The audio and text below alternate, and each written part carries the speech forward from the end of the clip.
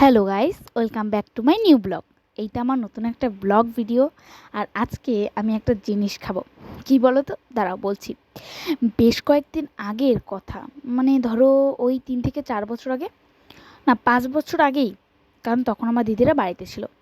তো তখন হতো কি, আমরা যখন মা যখন মাংস রান্না করতো, তখন দুপুরে খাবার পরে যে মাংসটুকু বাকি থাকতো, তারা সবাই মুড়ি মেখে সেটা খেতাম। আজকে সেটা করছিলাম।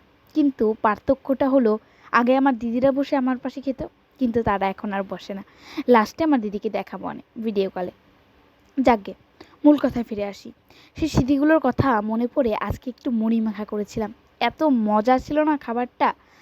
আমিও মাকে দেওয়ার জন্য বসেই ছিলাম।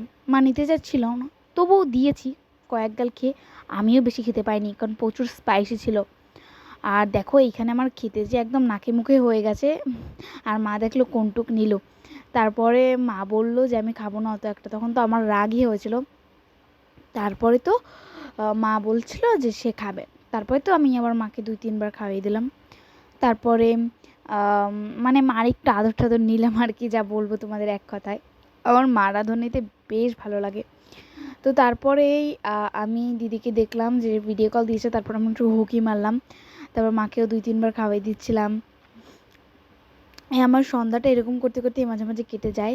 তো কী বলবো। আর এই দেখো, আমার দিদি সে শুয়েছিল। আমি অত একটা ভালো মতন দেখাইনি, দাঁড়াও তোমাদের দেখাচ্ছি আবারও। এই দেখো, দাঁড়াও দাঁড়াও, এই যে সে শুয়েছিল।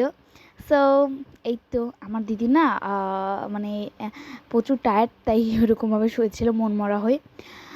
সো এই তো আমি খাচ্ছি, আর এটা এত স্পাইসি ছিল যার জন্য আমার মানে নাকের জল মুখের জল হয়ে যাওয়া হয়েছিল, এমন একটা অবস্থা। আর ক্যামেরাটা না প্রচুর ঘোলা আসছিল।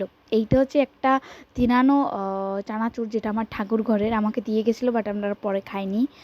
আর আজকের জন্য ব্লগটা ছিল এই তো, বাই।